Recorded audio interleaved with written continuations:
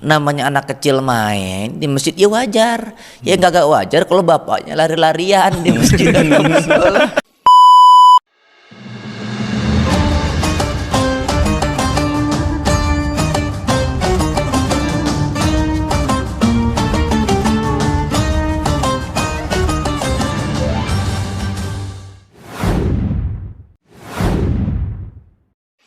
Podcast Tanjakan, tanya jawab dadakan.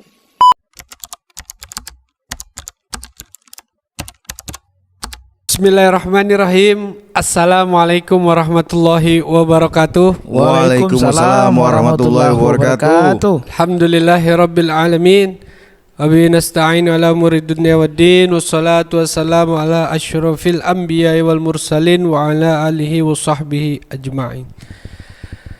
Allahumma salli ala sayyidina Muhammad Allahumma salli. miftahi babi rahmatillah adada ma fi ilmillah salatan wa salaman daiman bi dawami mulkillah wa ala alihi wa sahbihi. Subhanaka la ilma lana illa ma 'allamtana innaka antal alimul hakim. Rabbi shrah li sadri wa yassir li amri wahlul 'uqdatam min lisani yafqahu qawli. Shadaqallahul azim. Alhamdulillah. Selamat malam teman-teman semuanya dari keluarga besar podcast Tanjakan. Yeah. Tanya jawab ditanjakan. Lagi di puncak. Capek. Emang tanjakan apa sih, Dir? Tanjakan itu tanya jawab dadakan, Pak Jimmy. Dadakan berarti nggak Ya, boleh. jadi memang dadakan tanya ya. jawab kita ini adalah serba dadakan. Jadi bukan tahu bulat aja yang dadakan, kita juga punya namanya podcast Tanjakan. Seperti biasa, insya Allah malam hari ini kita ditemani dengan orang-orang yang tidak asing lagi di keluarganya. Ya, pastinya yang pertama ada Pak Denny. Say hi dong. Say hi. Assalamualaikum semuanya. Dan yang pastinya guru kita bersama yaitu Al-Ustadz Muhammad Asyam Arijal. Say hi. Sehat Ustadz. Ya. Wih, semangat Masya banget. Allah, udah kayak yang di TV-TV nih. Alhamdulillah. Wibawanya kelihatan Wah. banget. Dan juga gak asing lagi Kebetulan nih. namanya mau ganti M Sam Rijal Wibowo. Dan pastinya yang ketiga yang udah pernah nongol juga di sini namanya Bapak Jimmy Pinter. Ya. Dan Yang saya paling- tidak asing lagi di keluarga saya pastinya itu Bobong Babang Kodir. Kodir ya. Ya alhamdulillah segala puji bagi Allah malam hari ini kita dikumpulin lagi di podcast ini. Mudah-mudahan podcast malam hari ini juga pastinya akan bisa membawa manfaat buat teman-teman semua yang nonton podcast pada malam hari ini. Amin, amin, Adapun malam hari ini insya Allah kita akan ngebahas ajib nih. Bahasanya tuh cakep banget. Apa bahasanya Pak Denny? Hak-hak sepatu yang perlu disol. Salah. Hak-hak masjid yang dilupakan oleh seorang muslim. Ulangin. Hak-hak. Hak-hak masjid yang sering dilupakan oleh seorang muslim. Oh, pembahasan malam hari ini ya kayak gitu tuh yang kayak disampaikan Pak Denny tadi ya. Nyerempet-nyerempet kayaknya jadi. Ya, jadi memang mungkin sekarang ini kita bisa lihat banyak masjid-masjid yang cakep-cakep, gede-gede, indah-indah dan lain sebagainya, tapi nggak ada isinya. Nah betul. Ada Gitu yang kan? udah bikin masjid mogah. Begitu peresmian kok gelap, ternyata lupa dipasangin lampu. Jadi terkadang orang malah berlomba-lomba untuk memperbagus masjid dan lain sebagainya, tapi isinya nggak ada. Dalam arti masjid itu atau musola itu hanya dipakai untuk kegiatan ibadah 5 waktu aja, gitu ya. Jadi untuk kajian dan lain sebagainya itu pun terbatas, gitu. Nah malam hari ini bersama narasumber yang tidak asing lagi di lingkungan keluarganya yaitu Ustadz Rijal. Ya, kita akan membahas. Tiba-tiba pas saya pulang istri saya nanya, ini siapa ya? Jadi asing ya. Sampai rumah dijilat, iya nggak asing lagi. Itu asing. Oh, asing. Udah mandi soalnya, Oh, iya, keringetnya iya. nggak asing lagi. Ya, Ustadz Rijal akan membahas tentang hak-hak apa aja sih Pak Ustadz gitu kan. Hak-hak muslim untuk memakmurkan masjid dan lain sebagainya. Silakan Pak Ustadz. Baik, jadi kalau kita bicara apa yang menjadi hak-hak masjid atau musola, secara otomatis itu pun menjadi kewajiban bagi kita semua sebagai muslim yang berkewajiban menunaikan hak-haknya masjid. Nah, haknya itu apa aja maksud saya Pak Ustadz? Baik, ulama itu memberikan banyak beberapa amaliyah-amaliyah yang terkategori sebagai bentuk kita semua menunaikan hak-haknya masjid. Pertama, bertajamulah gampangnya, dandan. Dandan maksudnya? Nabi Muhammad ngajarin kalau kita masuk masjid pakai pakaian yang paling bagus. Terbaik.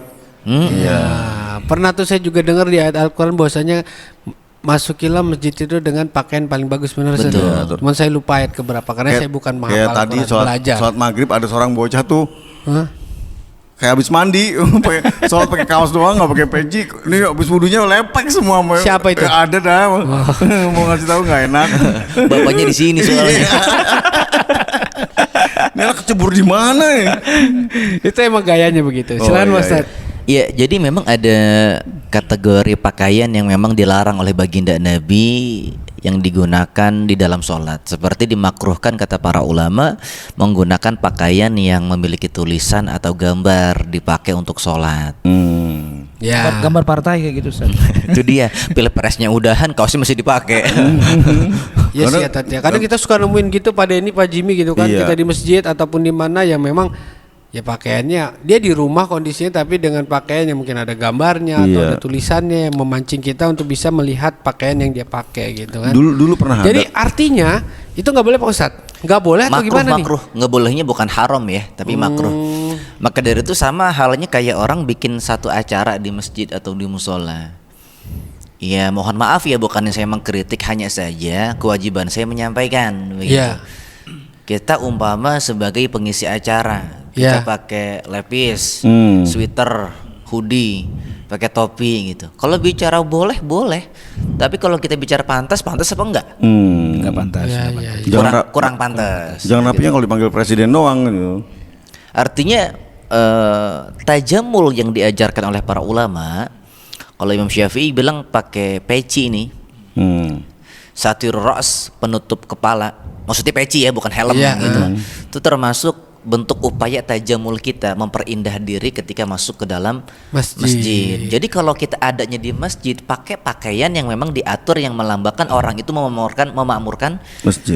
masjid, bukan memakmurkan kafe begitu. Tapi kalau misal kondisi kita di jalan nih Pak Ustadz, ya otomatis nggak mungkin lah kita mungkin kita kan dengan style kita yang mungkin funky kopral saat ini gitu kan, dengan baju yang gambar macam-macam dan lain sebagainya, otomatis nggak mungkin kita karena kita nggak bawa baju ganti. Iya. Kalau seperti itu mah nggak apa-apa. Tapi Beda. apakah kita masuk ke dalam orang yang kategori makruh? Karena memang tapi kita kondisinya nggak ada lagi baju lain. Keadaan nggak menentukan gitu. Keadaan menentukan. Nggak menentukan, nggak memungkinkan. Memungkinkan. Iya. Lagu bukan. Gue bawa dulu ya. Ini saya jawabnya besok aja kali ya. Iya. Ini kita tidur dulu yuk. Iya, udah yuk. Nah, Jadi beda kondisi. Oh. Satu gini, kita pulang kerja, kalau kita terusin jalan, maghrib habis nih waktu. Sekarang kan sempit waktunya. Betul. Sementara kita kita pakai kaos yang ada tulisan Ciater gitu. Ya. Harus cuci bodas. Enggak, bajunya kan baru nih Oh, tulisan Ciater. Pakai tadi. Habis dari catur. Nah, meninggalkan sholat hukumnya haram. Haram. Menggunakan pakaian yang ada tulisannya Makruh. makruh sama haram menang maneh. Haram lebih berat gitu. Artinya daripada kagak sholat, yaudah ente sholat. Tapi apakah itu menghilangkan makruh? Tetap tidak. Sekarang gini, kalau kita punya niat kuat, kita handphone bisa nggak ketinggalan tiap hari? Nah, Ya.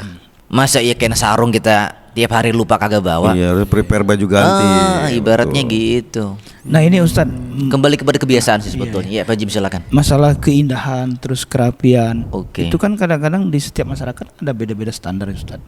Nah, sedangkan yang dimaksud dengan ajaran Islam, yang pakaian yang baik itu seperti apa Ustadz? Apakah harus pakai baju gamis atau seperti apa itu Ustadz? Oke, baik. Satu, syaratnya menutupi aurat. Oke. Yang kedua, suci daripada najis. Adapun kita begini, menggunakan gamis, sorban, ini bukan menunjukkan kita ini seorang kiai, seorang ulama, seorang ustadz, bukan. Tapi bentuk penghormatan kita kepada Masjid. Gini, kita main nih ke rumah seorang wanita yang kita cintai. Wanita ini demen ngelihat kita pakai baju warna biru. Gak mungkin kita pakai baju warna kuning. Ya, betul. Kita akan menyesuaikan apa yang disukai oleh tuan rumah. Sekarang kita udah tahu nih yang disukai Allah Ta'ala, kita pakai pakaian begini, ya udah pakai. Kalau kita emang nyari cintanya Allah Subhanahu wa Ta'ala. Terkadang yang menghentikan kita atau menghalangi kita untuk berpakaian seperti ini, gamis, bersorban, kadang-kadang maaf nih, lisannya masyarakat sendiri. Iya. Wah, baru belajar kemarin udah kayak kiai lagunya. Dasar kiai ayam. Itu ada yang ngomongin saya waktu pakaian begini. Aduh, baru belajar agama tuh udah pakai kerudung sekarang. Curhat. Ya pantas, Oh, ente iya. ngomong Itu gitu saya karena juga nggak nggak boleh. setuju. Nggak Ente setuju beda. saya kalau itu Ini juga. ada Ente kisah pakai nyata, kerudung. mungkin Pak Jimmy juga tahu. Di sini Tahu ada. Tahu nggak? Nggak tahu. Enggak tahu. Nggak Ntar tahu. saya WhatsApp aja ya. Tahu dia. Jadi gini, ada satu toko di sini. Toko Toko apa? Jual apa Toko dia? apa nih? Toko pakai G, toko. Toko. Toko. Pakai H. Pakai H. Ya, bukan G dong. H-nya nggak pakai K ya, kalau pakai H. Jangan sampai ilernya keluar. Iya, jadi dia hartanya lumayan banyak lah bisa dibilang. Makasih Pak. Jangan GR dong. Udah jangan sebutin. Iya. Udah. Silakan, Nggak usah silakan, disebutin. Iya, enggak mau nyebutin nama. Oh, iya. Jangan saya Enggak. tahu Jadi itu. inisialnya nih depannya ini huruf kedua ini, huruf ketiga ini. Disebutin semua. Jadi dia sebelumnya sekarang udah alhamdulillah udah punya rumah ibadah sendiri. Udah Alhamdulillah. hijrah. Dulu kalau sholat ke sebuah musola pakai kaos oblong, kaos dalam tau nggak? Iya. Ada yang bolong-bolong sarungnya nggak pakai peci. Jadi sempat ada jadi komentar orang, kok gitu padahal duitnya banyak gitu. Kadang memang fenomena di masyarakat pada ini ya, kalau kita lihat perhatikan gitu ya. Mohon maaf ya, entah dia memang tidak tahu ilmunya atau apa. Kadang Pak Ustadz kita lihat bisa kondisi di musola lah atau di masjid kakak gitu. Kita bisa melihat orang asli di sekitar situ ya, tapi dengan pakaiannya yang mungkin kaos biasa kah, atau mungkin dia habis kerja dipakai lagi itu bajunya kah, dan lain sebagainya gitu kan. Nah, pertanyaan saya nih Tat, saya pernah dengar bahwasanya baju yang kita pakai untuk tidur itu kalau bisa tidak digunakan untuk melaksanakan sholat subuh. Iya betul. Gitu. Benar Tat? Ulama membedakan hukum antara liur, air ludah, maaf dengan iler. Iya. Ya. Kalau liur tidak termasuk kategori najis. Ya. Tapi kalau iler termasuk najis. Kenapa? Karena dari butun, Nah. dari perut. Sesuatu yang keluar dari jauf sini nih, dari perut, terkategori najis. Nah, Maka kalau dari pada itu ini kadang nggak tidur ileran. dari kuping dia. Mah. Karena nyatu semua ya, ke mata ngumpul. Lanjut. Lupa kan? dipotong mulu. Enggak kirain. Jadi kalau kita tidur, kita kan tahu kondisi kita masing-masing nih, Ya. kita ileran apa enggak. Jadi kalau kita ini suka keluar iler tadi, sebaiknya pakaian sholat itu tidak digunakan untuk tidur. Kalau Kadir aman, dia tidur pakai helm jadi. Pakai masker kali. Kayak masker. Tapi kalau kita yakin nih, kita tidurnya nggak ngiler, ya kita duror, ya monggo-monggo aja kita pakai pakaian sholat yang semalam kita pakai tidur, nggak jadi masalah. Gitu. Selama kita yakin tidak terkena najis ya pakaian sholat. Iya kalau yakin gitu ya. Kalau Pak Jimmy tidurnya merem nggak? Merem. Oh merem. Ngiler? Enggak, matanya melek, mata kaki cuma. Allah. Jadi seperti itu.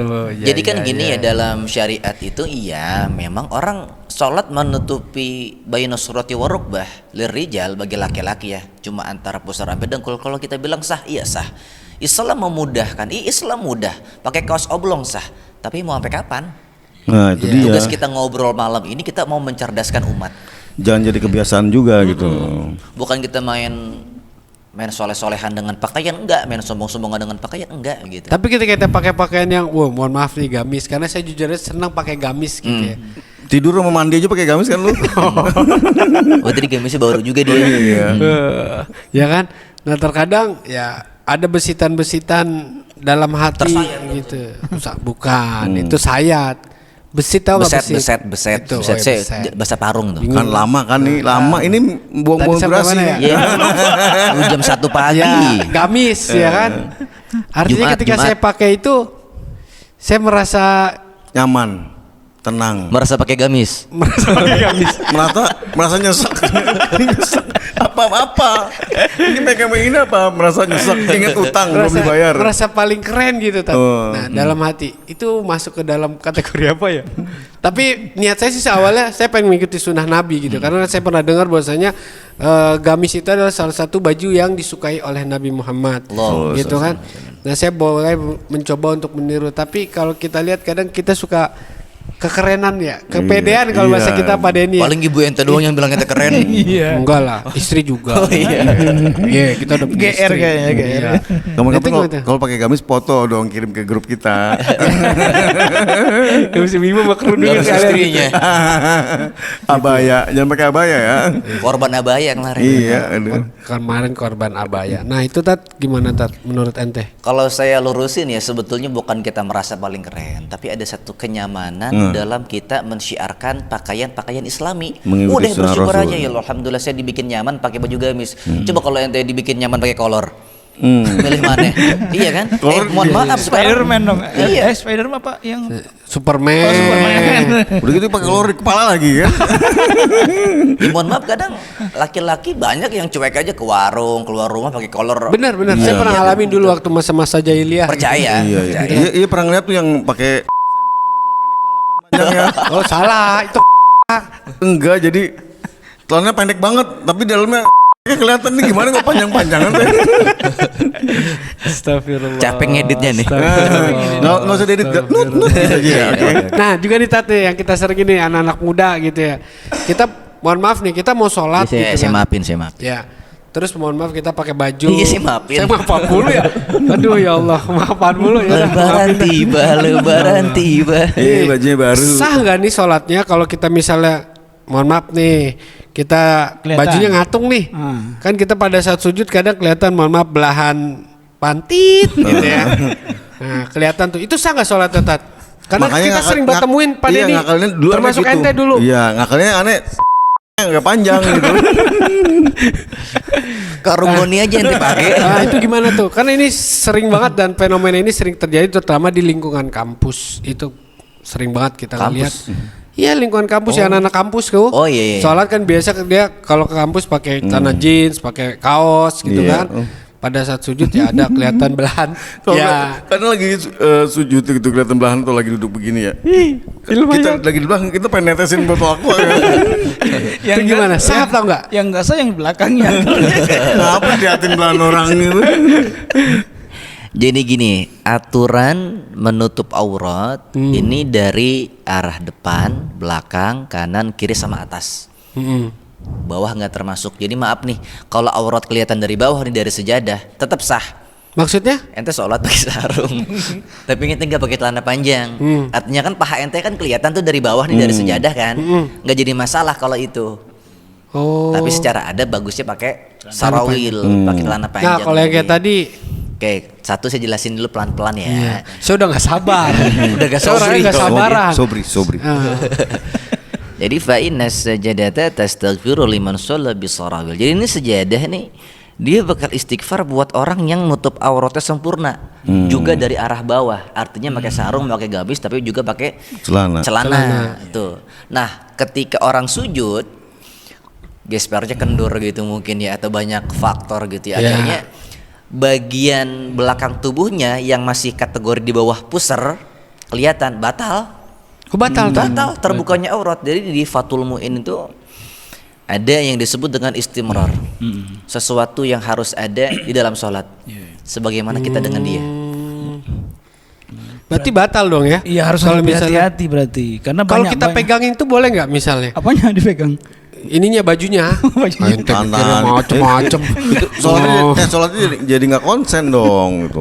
Tapi kan kita untuk melindungi contoh misal pada saat kita sujud menutupin maksudnya. iya bukan kita ini. tahan gitu Tat, biar nggak ketutupan gitu. Selama gerakannya tidak lebih dari 3 kali per 1 rakaat, monggo silahkan. Jadi begitu. Ya makanya kembali ke tadi di awal, kita setiap berangkat kemana-mana ini barang nggak pernah ketinggalan nih. Iya Ya, tapi kita kenapa sih cuek banget nggak bawa pakaian sholat, nggak bawa pakaian sarung. pakaian yang bagus lah ya. Yang Lah rapi. kita bawa yang lebih ribet dari itu nggak bilang ribet. Iya, padahal- Kadang-kadang kita kemana-mana bawa kunci Inggris, kunci pipa Nah, gitu kan. itu. Mau Padahal kemana? sholat kan udah Mau pasti gali ya, Ustaz, ya. pompa. Padahal kan waktu sholat kan juga sudah pasti. Bener begitu. Jadi begitu. Kalau Pak Denny gimana? Pernah punya pengalaman perihal tentang bagaimana dengan mengurus musola kah, masjid kah, dari lingkungan sekitar atau lain sebagainya? Pernah ngalamin? Lah kan saya pengurusnya. Amin. Oh bohong. Buktinya dia gemuk. Iya. Kalau pengurus dia harusnya kurus. Saya pengurus tadinya segini musolanya. Saya kesini segini. Pengurus Saya kan, rapingin. kurusan. Tadinya kotak jadi panjang gitu. Pengurusan lahan masjid berarti iya gitu. gitu. Mungkin yang nanya suka duka menjadi pengurus gitu kalau gitu. Oh ya, salah. Salah. Pertanyaan harusnya duka suka jadi pengurus. Oh, benar. Kalau saya alhamdulillah suka semua. Suka semua. Cuma nggak sukanya itu diomongin orang. Ya Wajar. alhamdulillah enggak. Alhamdulillah. Lillahi sa'al ridho. Raditu billahi robba wa bil islami dina wa bi muhammadin nabiyya wa rasula. Radiyallahu anhum wa radu an zalika liman wasiya robbah. Artinya? Ya jika kamu ridho Allah ridho dan kamu ridho maka kamu termasuk penghuni surga Aden. Ngomong-ngomong saya ngeri juga pada ini dari tadi begini saya takut dipatok. Kepatok kan gitu. Kayak ini lintah. Enggak sebetulnya enggak. Jadi dia bisa gini kan gini handphone saya diambil. Enggak apa-apa. Enggak nih latihan makan duduk. Ngeri saya jadinya nih teman-teman nih. Kalau udah begini-gini tangannya. Nah mungkin agak lanjut sedikit selain masalah pakaian bagi seorang muslim dalam masjid. Nah kira-kira apa lagi hak-hak yang kita lupakan sebagai seorang muslim? Yang kedua, Nabi Muhammad SAW ngajarin kita pakai wangi-wangian ketika kita masuk dalam masjid. Tapi itu menurut saya mudah untuk kita pahami. Saya mau lebih fokus ke masalah seperti ini. Gini, biasanya banyak masyarakat yang mengadakan akad nikah Ya betul. Di masjid ya. di masjid ataupun di musola. Maaf ya, ini banyak pelanggaran. Iya. Maksudnya gimana nih pelanggaran nih? Karena emang kita sering banget akad nikah di masjid ini, di area lobby dan lain sebagainya, di area aula utama tuh. Nah, itu maksudnya salah gimana? Tat? Satu, wanita haid ikut masuk. Iya. Oh iya. Kedua, laki perempuan saling lihat-lihatan. Campur ya. Iya sih. Ketiga, waktu sholat terganggu. Keempat, foto-foto dengan yang bukan mahram. Pada ini mentang-mentang ngomong parfum langsung pakai. Kita nggak ada endorse masuk ya, sorry. Enggak ada merek enggak kelihatan. Terus maksudnya apa di sini parfum terus langsung warin gitu? Biar samping saya Wangi. tertarik dengan saya. Lanjut. Oke, jadi kan kebanyakan kita nih ketika melaksanakan akad nikah di masjid, kita mesti perhatikan jangan sampai ya kadang-kadang perempuan yang nggak nutup aurat pun ikut masuk. Iya, Iya betul. betul. Kan yang namanya kita ente nganterin pihak mempelai laki-laki, Pak Jimmy nganterin Pihak mempelai Oh, perempuan. di situ kan ada saudara kita yang perempuan, ada Yes, saudara, saling benar. lihat-lihatan, Betul. itu kan nggak boleh. Betul. Gitu. Tapi kenapa dibolehkan sama pihak masjid? Gitu. Sedangkan mohon maaf nih, Tat, pasti di pengelola masjid itu ada salah satu orang yang mengerti tentang Islam pastinya. Karena begini, yang disebut dengan memakmurkan masjid itu bukan hanya meningkatkan bangunan, memperluas bangunan, enggak, tapi kita mencerdaskan jamaah, meningkatkan kualitas DKM. Itu fungsi utama, kunci utama buat memakmurkan masjid. Karena yang berwenang, punya otoritas buat membuat program memakmurkan masjid siapa? DKM. DKM. Beliau nih. Nah, yang DKM. kalau yang sudah terlanjur nih, misalkan gini, taruhlah sebuah masjid, biasanya kan dia Taruh mana?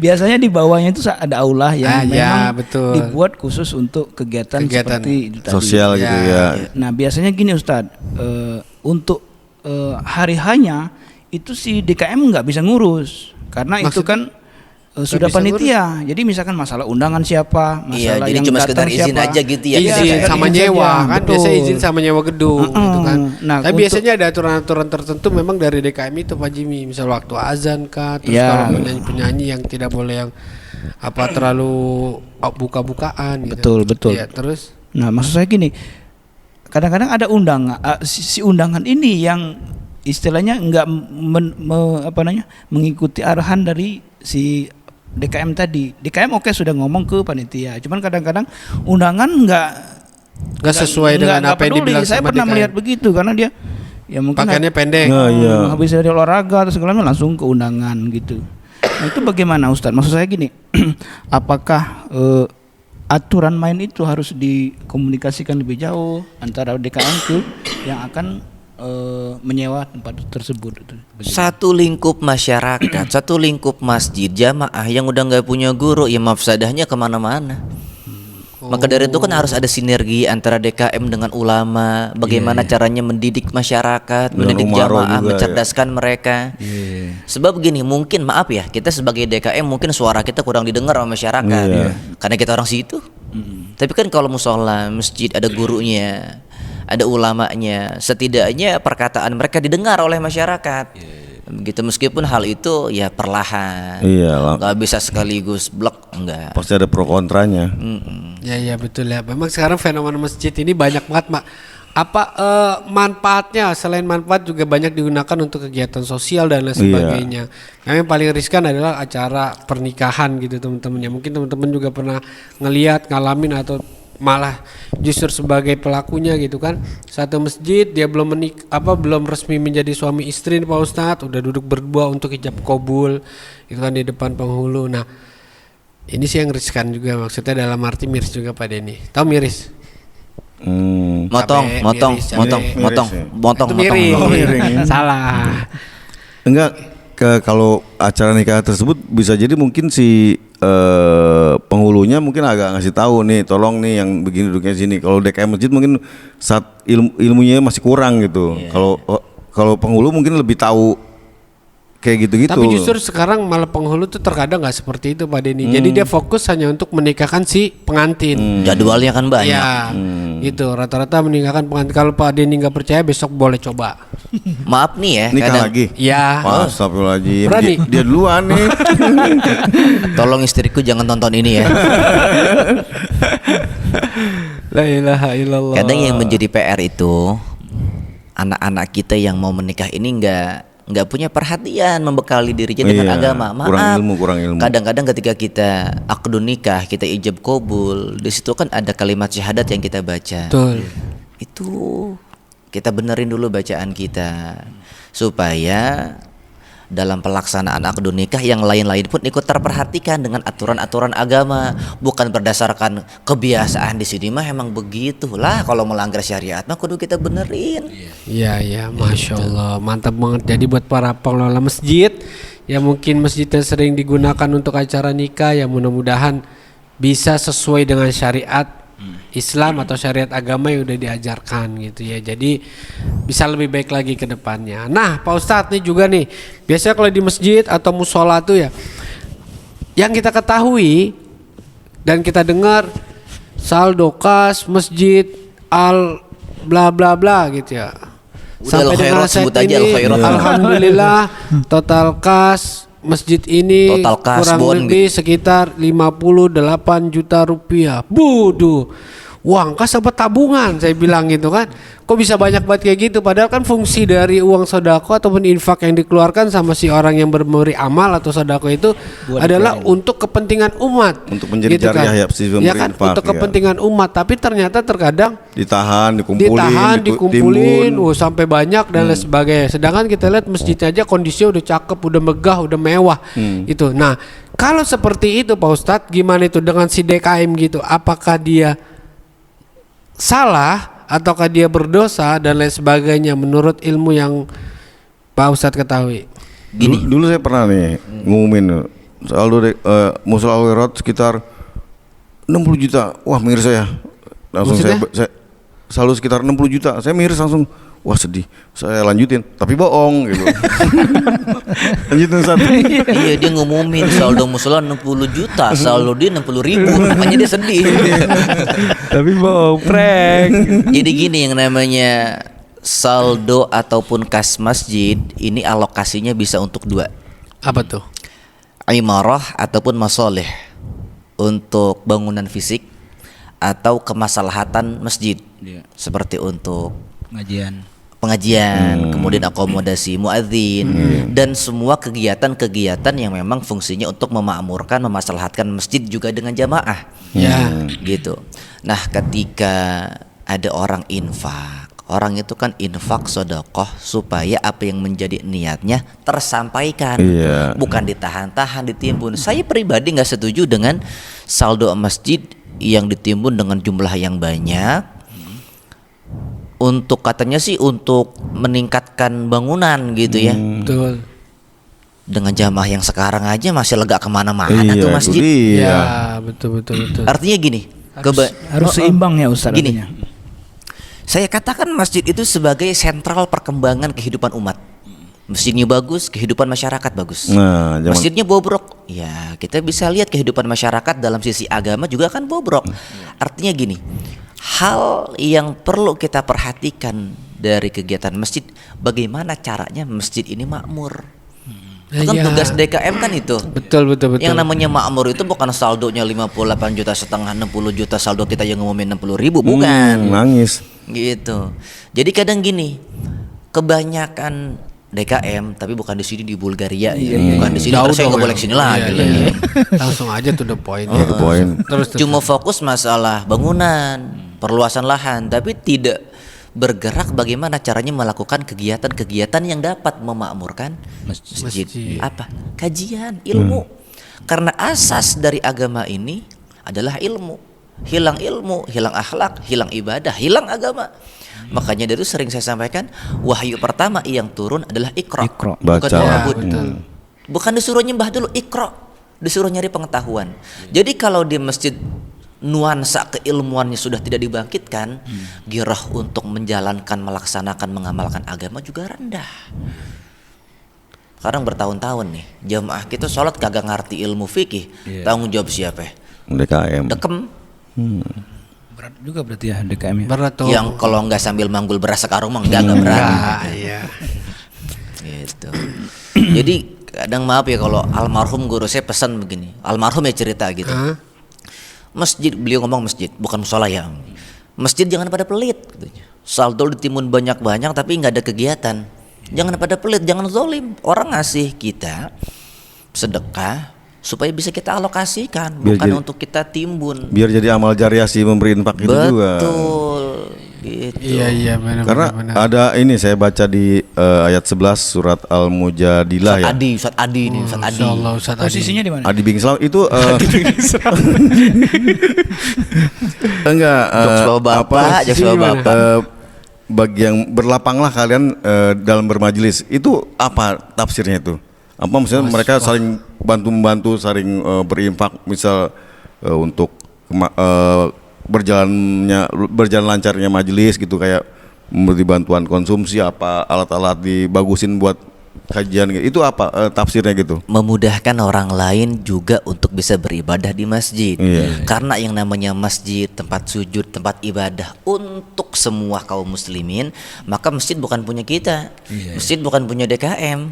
Masjid bukan punya ulamanya. Masjid punya semua masyarakat yang mesti kita mudahkan Iya. Oh iya. melaksanakan ibadah. Kan sekarang banyak juga tuh Tat, kita lihat di bayi gitu ya, masjid dikunci, Iya. musola dikunci Kalau gitu ini kan. enggak, karena kuncinya hilang. Ya mungkin dari DKM sendiri punya pemikiran Supaya aman kali. supaya aman gitu kan. Karena takut ada uang kotak amal lah hilang dan lain sebagainya. Artinya sebenarnya mereka itu nggak usah khawatir karena itu kan sebenarnya bukan uang si DKM ataupun dari pengelola masjid kan, uang umat gitu loh. Tapi Iya. memang diberikan dia tanggung jawab Untuk mengelola. gitu. Kita udah maksimal. Terkadang kayak saya suka miris itu, pernah satu sekali kita mau sholat zuhur kalau nggak salah itu. Ya sholat zuhur saya. Miris karena keduluan orang ngambilnya. Bukan. Jadi saya 2:30 itu kan udah mepet, saya datang ke satu masjid tapi masjidnya dikunci. Ada malah saya selesai sholat zuhur itu kita nggak boleh lama wirid. Ada dekat sini masjidnya. Udah pernah ngerasain? Ya nggak usah. Jangan. Gitu ya. Jadi saya jam 1 saya mohon maaf Mas, udah selesai belum? Dokternya mau Soalnya pulang masjidnya ya? mau bukan. Masjidnya mau dikunci. iya. Oh dikunci Pak? Iya. Kalau mau itu di luar nggak apa-apa. Oh ya udah akhirnya saya keluar gitu Masjid kan. mau dikunci, ambilnya Cuma mau itu dibawa waktu pulang. zuhur Pak Denny gitu Hah? kan. Waktu Iya, zuhur tahu. Pak Ustadz gitu. Tahu, Artinya itu tahu. baru saya ikut sholat jamaah di situ sampai jam 1-an karena saya masih asik ngewirid gitu kan. Lah asik wirid. Gak gini juga kali gitu ya. Sekarang wirid. Istirahat lah maksud Sekarang saya wirid, sambil dulu baca mirid Al-Quran kan. gitu kan. Ternyata udah jam 1 ya saya disuruh. Nah ini keluar. yang Dia mau dikunci. terjadi belakangan ketika kita giro-gironya menjadi memakmurkan gitu ya. Mungkin terlihat kaget apa gimana warga atau jamaahnya. Kaget. Gitu. Wow. Wow. Jadi yang ajan kalau nggak dia, kalau nggak saya, yang imam gantian dia, saya terus kalau ngadain apa yang bergerak kalau dia berdua ini benda ini lama nggak tahu ya, semoga bukan sujon, semoga jadi kayak yang kan kayak Mundur ya. mundur teratur ogain udah ada dia berdua gitu. Itu apa sih ya, maksudnya pertanda apa gitu, apa saya tetap ngegas terus, kalau ngegas terus takutnya kan nggak enak juga. Jadi begini Pak Denny, kalau ngegas terus Yaudah, Bagus. Ustaz aja saya nggak mau dengerin deh. Tadi kita nanya apa sih tadi sebelum Mbak Denny? Apa? Itu cerita penanya yang tadi. Oh, yang masjid Iya, dikunci-kunci Iya, gitu iya, kan. Sebenarnya kan memang nggak boleh kan, masjid itu dikunci. Nah kalau seperti itu, apa tindakan dari si DKM sih sebenarnya? Gini, kadang yang menyebabkan terjadinya kasus pencurian kotak amal ya karena kita sendiri. Karena gini, kita tidak mencerdaskan masyarakat, kesadaran mereka terhadap agama. Ya. Artinya gini, kalau kita membangun nuansa keilmuan di masjid atau musola, sisi sodakoh meningkat, sisi ibadah juga meningkat, Insya Allah. jamaah juga meningkat, Jumat juga meningkat, Idul Fitri juga meningkat, semuanya bagus. Tapi kalau asas ilmunya udah hilang ya hancur semua. Karena masyarakat ini tidak dibangun kesadarannya terhadap agama, ya kita bikin kotak amal dari kaca, itu capaian gocapan biru merah, siapa yang tidak tergiur? Kebetulan masjid yang dia sholat ini nggak ada kotak amal di situ kan. Kami iya, Yang mana? yang lu tadi sholat dikunci itu. Ada di dalam. Oh. Ada kotak amalnya di dalam. Ini kalau kita bicara lebih jauh agak panjang sebetulnya. Nabi Muhammad itu Singkat aja. iya Nabi iya udah cukup. Oleh paman. Suruh singkat kata dia. Iya, Nabi Muhammad Ngajarin kita itu bahwa masjid itu tidak hanya dipergunakan untuk sholat jamaah saja. Dalam riwayat masyhur ya dari kalangan para ulama tuh, orang-orang Habasyah itu yal'abuna fil masjid, main di masjid. Dalam riwayat lain yal'abuna bi hirabihim fi masjid Rasulullah sallallahu alaihi wasallam. Permainannya itu permainan perang, latihan perang gitu ya. Iya, iya. di dalam masjid. Yap, karena kan saat itu ada hajat untuk jihad gitu ya. Iya, iya. Maka apa yang mereka lakukan, melatih diri mereka, skill perang mereka di masjid itu diizinkan oleh Rasulullah Shallallahu Alaihi Wasallam. Nah, saya cukup miris ketika terjadi kasus masjid dikunci di jam-jam orang yang sebetulnya masih harus datang melaksanakan Betul, sholat betul. dikunci. Saya agak miris juga ketika ada tiang-tiang di masjid tulisannya dilarang tidur di sini. Itu DKM kurang ngaji tuh kalau saya bilang. Kenapa Kurang Tat ngaji. alasannya begitu? Ya bener sih kalau dilarang, begini, Tat, kalau- dilarang tidur di tiang emang nggak boleh, emang Spiderman. Karena kalau dipakai tidur di dalam gitu ya. Mohon maaf, kadang namanya orang tidur yang Ngiler. saya alamin gitu ya. Entah itu dia ngiler, entah itu dia ngorok, Iya. otomatis kan akan membuat terganggu gitu. Ya. Mengotori masjid gitu. Biasanya kalau masjid-masjid gini itu ada di luar, tidur di area luarnya, Iya. serambi masjid. Iya. Nah, Atau kalau di dalam dekat itu kubah di atas gitu kan. panas. Naik dulu gitu, males banget gua naiknya. Kayak ini Tidur di atas. torn al khairat nih. Ya, kan panas banget. Atau gini Ustaz, jadi kadang-kadang gini, kita ingin orang beribadah nyaman di masjid atau musola kita. Nah, kayak di sini Ustaz, kita punya AC segala macam. Nah, Cila AC promosi. Nah, AC ini kan dinyalakan kalau pada saat ada ibadah saja, misalkan sudah sholat. Tujuannya kan untuk Nyaman. nyaman. Iya. Nah, cuman kadang-kadang kalau kita nyalakan terus itu kadang-kadang boros juga Ustaz. Iya. Nah, kalau misalkan setelah sholat kita matikan itu Ustaz, apakah itu termasuk juga kurang layak itu gimana Ustaz? Yang tahu kondisi di lapangan tentu kan Bapak sebagai DKM. Jadi kalau memang kebiasaan di tempat ini, di musola ini masbuk jamaah itu banyak sampai jam 1, ya sudah sampai jam 1 kita nyalakan. Begitu. Jadi tidak termasuk kezaliman karena justru menghindari yang namanya tabzir, mubazir. Kalau orang mubazir kan saudaranya saya. Iya, Betul begitu. Jadi kalau mubazir tuh saudaranya setan. Kalau Mas Adi saudaranya Pak Denny. Kalau saya mau balik. Nah kalau yang tadi saya ceritain Saya tuh. mau balik dulu. Ah. Ya, jadi memang Wah, kalau mau balik biasanya ntar suaranya ngebas. Berarti anak cowok tuh kalau Oh mau, iya, mau balik benar. Itu balik. Oh iya, iya. benar. Balik. Jadi ketika kita punya kontribusi kepada suatu kegiatan di masjid gitu ya. Ya tentu hasil entah itu maksimal ataupun minimal selalu ada ulasan seperti all show. Komentator. Iya, selalu Betul, ada. betul, Jadi, betul. Ya kita nggak perlu terlalu diambil pusing orang mau kasih bintang 2, bintang 3 selama dia nggak kasih bintang 7. Puyer gitu. Sakit kepala lo. Ya artinya kalau orang mencintai kebaikan pasti dia kasih bintang 5. Iya, insya Allah. Iya. Ya. Tentu yang namanya kita melakukan satu upaya memakmurkan masjid, kita bukan Tuhan. Yes. Ada kurangnya. Hatta pengisi acara sebagus-bagusnya kiai ente panggil ada aja kurangnya. Kalau kita mau cek, masa iya kurangnya mau kita Tambel pedes. Waham. Masa iya kurangnya mau kita sebarluaskan di masyarakat, nggak mungkin. Kita lihat kebaikannya, itu yang kita sebarluaskan begitu. Jadi nggak usah terlalu diambil pusing. Iya, makanya gitu. alhamdulillah bahasan kita yang kemarin tuh tentang ikhlas, ridho itu masuk banget tuh. Kemana? Ke hati. Oh, ke hati. Iya. Hati. Hati siapa? Hati aku. Pengen pulang nih kalau gini. Satu lagi Ustadz, nggak tahu mungkin lebih jadi satu ya. Iya nggak apa-apa. Masalah keseharian di sini Ustadz ya. Saya sering menemukan, berarti bukan di sini ya. Lah di sini tadi katanya di sini, gimana sih Pak Jimmy? Kadang-kadang gini, Nemu apa nih?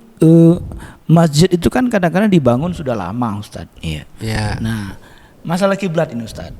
Nah, masalah kiblat kan. Nah, ada yang setelah dibangun kadang-kadang Dirubuhin. Bukan. Apa namanya? Posisi arah kiblatnya kurang pas menurut yang sudah Jadi kemudian. suka geser-geser Nah, ini jadi sejadah. kayak Jadi gini, dimiringin ini dimiringin sejadahnya. segala macam. Terus ada lagi gini Ustadz. Mungkin sudah kebiasaan kali ya. Jadi kalau sholat itu agak dimiringin dikit, termasuk imamnya. Kadang-kadang walaupun sudah mengarah kiblat, sudah pas, tapi kadang-kadang kalau nggak dimiringin dikit itu kayak nggak enak gitu loh. Kayak Ada. super metro duduknya miring. Itu kemiring ini. Jadi kadang-kadang satu saf itu ada yang agak miring, ada yang lurus. Ya kayak kemarin sempat ada sholat gitu, ininya lurus begini, ini miring banget begini. Nah, sebagai DKM kita itu sebaiknya bagaimana Ustadz? Apakah memang kita sudah pikirkan ini kiblatnya ke sini sehingga lebih rapi atau gimana Ustadz? Ya yang pasti kewajiban DKM konsultasi dengan kiai yang mengajar di situ, dengan ulama yang mengajar di situ supaya si ulama ini menjelaskan kepada masyarakat begitu. Jadi begini, kalau dalam kitab Al-Fiqhu ala Madzahib Al-Arba'ah, ngadep kiblat tuh ada 2. Ada secara yakinan, ada secara dhannan. Ada secara yakin ataupun prasangka. Yakin ini berlaku bagi orang-orang yang sholat di Masjidil Haram, dia ngelihat Ka'bah. Nah, langsung depan mata gitu. Kalau dia ngelihat Ka'bah itu Yakin mesti benar-benar lempeng gitu, nggak boleh meleset. Nah, buat orang-orang yang di luar Masjidil Haram seperti kita di Indonesia, maka menghadapnya itu secara dzon, prasangka. Contoh, yang namanya kiblat ke arah kanan. Selama orang itu ngadep ke arah kanan, sah dikatakan ngadep kiblat kepada Baitullah Al-Haram, Baitul Atiq, Ka'bah Al-Mu'azzamah.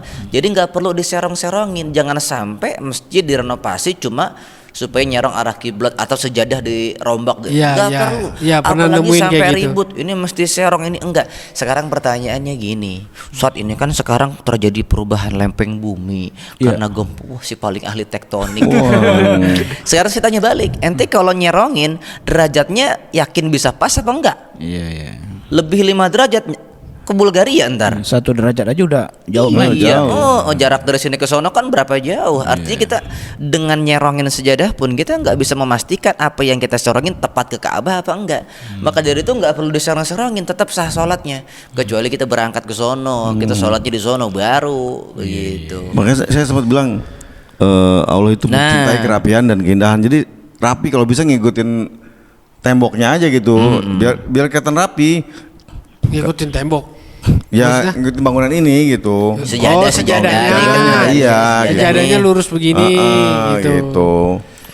Lagian sekarang ya maaf ya, masalahnya gini, di kehidupan kita, ibadahnya kita di masjid, ini ada orang-orang yang dulu ngaji kagak tapi pengen ditokohkan dalam sisi agama. Ada. Pengen dikiaikan. Ini nih yang susah nih begini nih. Ada Begitu. banget. Boleh Iya. berhenti dulu nggak? Ada banget. Tit. Iya betul. Dan ada juga biasanya kalau musola karena memang dia orang lama kah di daerah tersebut gitu ya. Jadi seakan-akan ya dia menguasai Harus gitu. diutamakan Harus ya. harus ikut apa kata gua lah bahasa Iya. kita gitu ya. Harus Iya. ikut apa kata gua gitu loh. Tapi banyak jamaah yang gak setuju. Tapi karena memang dia orang lama, ya dia punya power dan lain sebagainya. Akhirnya ya orang juga segan. Akhirnya ngikutin apa yang dia mau gitu kan. Nah fenomena-fenomena ini yang berapa kali kita pernah tahu ya dari Sama, teman Kak, dan ngerasain langsung pun seperti itu. Aku pun demikian. Oh sama ya? Iya. Pak Jimmy kok enggak? Ya, Ente doang? Jangan ngomong aja. Oh dia nggak ngomong aja. Nah inilah yang perlu juga dibenahin sebenarnya Pak Ustadz ya. Nah jadi pertanyaan saya tuh nggak ada. Terima kasih, cukup sekian dari kami. Khusus ini Ustadz, khusus ya mungkin perlu jangan dari Ustadz masalah kita memperlakukan anak-anak di musola. Oh, terus. iya penting Iya. sekali. Wah, iya. Itu bagaimana Ustadz saran buat kita pengurus DKM ini? Nggak sabar kadang Pak Jimmy ya. Iya. Cuman ya namanya anak-anak ya kita juga nggak bisa. Perasaan belum nanya ke saya. Ya Pak Ustadz. Iya, benar-benar. Belum pernah dicubit ginjalnya. Gimana? Jadi dulu Rasulullah Shallallahu Alaihi Wasallam itu beliau pernah sholat ketika dalam posisi sujud, Iya. dua cucunya naik, Sayyidina Hasan wal Husain. Ketika naik, beliau memanjangkan sujudnya lama banget kan, sampai akhirnya ketika cucunya baru turun, baru beliau bangkit dari sujudnya. Ditanya sama sahabat, ya Rasulullah, tumben banget ya sujud lama banget gitu. Beliau jelasin bahasa gampangnya, iya tadi cucu saya naik. Yang dia tahu Hasan wal Husain, dia main sama kakeknya, maka saya pun menghukumi berdasarkan apa yang dia tahu. Jangan kita menghukumi tingkah laku anak kecil dengan kacamata orang dewasa. Namanya anak kecil main di masjid ya wajar. Ya gak wajar kalau bapaknya lari-larian di masjid atau musola. Pakai anduk lagi. Dan juga nggak. Yang aneh itu kalau ada bapak-bapak marah-marahin anak kecil di masjid gitu kan. Iya, kejadiannya sering begitu. Jadi sehingga anak itu jadi malas takut. Trauma. Iya. Gitu. Itu karena berapa kali pernah kita lihat gitu ya. Mudah-mudahan sih nggak ada lagi yang Iya, begitu. makanya- Biar lebih bisa lebih ngayomi lagi. Dari Kadang- kisah ini kan kita bisa ngambil pelajaran ya betapa Rasulullah tuh begitu lembut kepada anak kecil. Bahkan di dalam sholat beliau menghukumi anak kecil berdasarkan apa yang dia tahu. Nah kalau kita mau mendidik bagus, tapi bukan membidik. Kalau mau main pulang, ya pulang kalau anak kecil mah. Iya. Digituin pulang, akhirnya trauma. Gak mau aku ke masjid lagi, gak Galak. mau aku ke musola lagi. Tanggung jawab siapa tuh? Tanggung jawab yang ngomelin. Al-fajiru raja rahmatullahi ta'ala aqrabu ilallah minal abidul muqnit. Seorang pendosa yang masih ngarap rahmat Allah tuh lebih dekat daripada orang yang rajin ke masjid, rajin ibadah, tapi suka bikin orang putus asa dari rahmatnya Allah. Masya Allah, astagfirullah. Bikin trauma orang datang ke masjid itu dosa gede tuh. Ya, sekarang kalau dari kecil mereka trauma ke masjid, terus mereka gede anti masjid, salah siapa? Tuh. Nggak tahu kok tanya saya. Siapa orangnya? Ente kan DKM. Oh, iya. Gimana sih? Nah, kalau saya berdua nih minta tolong minta doain aja biar kita istiqomah, biar kita dilimpahkan kesehatan, kesabaran, rezeki dan Iya. apa segala macam yang baik untuk kemakmuran musola yang kita sedang Perjuangkan. juangkan. Jadi emang yang kita pegang ngurus ngajarin anak-anak ini sebelum sholat maghrib belajar ajan ya kan, terus emang mereka ya berisik ya lari ke sana Berisik kemari memang. ya Lari itu aja, sana tapi kita sini, nggak bercanda-bercanda di kita dalam omelin masjid, gitu, ya. nggak tetap kita dengan penuh kelembutan. sayang. Iya gitu. Kadang kita justru jemaah yang dewasa pada ngeliat wah berisik banget. Ya gimana gitu, emang begitu gitu. Tinggal bagaimana kan kita berupaya anak ini minimal bisa tertib saat pelaksanaan sholat. Panggil dulu, nak sini. Oh, rajin banget anak siapa gitu. Aku punya hadiah. Kasih goceng. Lah bocah mah girang banget goceng gua juga gitu. Betul. Aku mau tanya boleh nggak? Bedanya lapangan bulu tangkis sama masjid apa hayo? Kalau lapangan bulu tangkis tempat olahraga Pak Ustadz. Kalau masjid tempat orang sholat. Oh, terus kalau orang main bulu tangkis di dalam masjid kira-kira boleh apa enggak? Ya enggak boleh Pak Ustadz. Emang kenapa? Kan bukan lapangan bulu tangkis kalau masjid mah. Terus kalau main lari-larian di masjid boleh nggak? Boleh, kan ada temennya.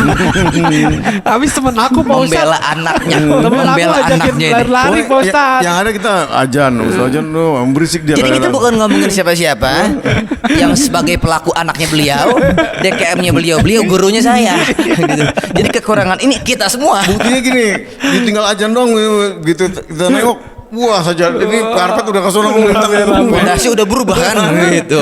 La ilaha Kadang illallah. masuk dari sono lari sini, terosot. Waduh, masya Allah. Emang kesabaran itu penting yang utama dalam ngurus ini. Kadang udah ngurus begitu kita ngurus, alhamdulillahnya kajiannya seminggu 2 kali itu, Jumat malam dan Sabtu subuh. Ngurus PAB juga. Kadang kita bersih berdua, misal ada apa parumnya ada lampu yang kurang, ada Bongkar-bongkar keramik gitu. iya gitu. Iya. Kadang Ngelapin lampu. Iya. ngecat genteng. Iya. Oh ternyata genteng masjid, bukan genteng musola. Ya udah kayak udah lumayan udah sejam nih. Ya alhamdulillah, masya Allah, Udah, luar gitu biasa. Udah gitu dong. Kurang. Udah jam. Insya Allah kita bisa lain waktu Pak Ustadz. Walaupun memang pembahasan masalah masjid ini gak ada habisnya. Iya. Gitu kan. Pasti juga para penonton atau teman-teman juga pengen ada bertanya dan lain sebagainya. Boleh nanti di komen tuh di bawah. Channel ini. Semuanya saya akhiri. Mudah-mudahan kita ketemu lain waktu, lain kesempatan. Kami akhiri semuanya. Wabillahi taufiq wal hidayah. Assalamualaikum warahmatullahi Warahmatullahi wabarakatuh.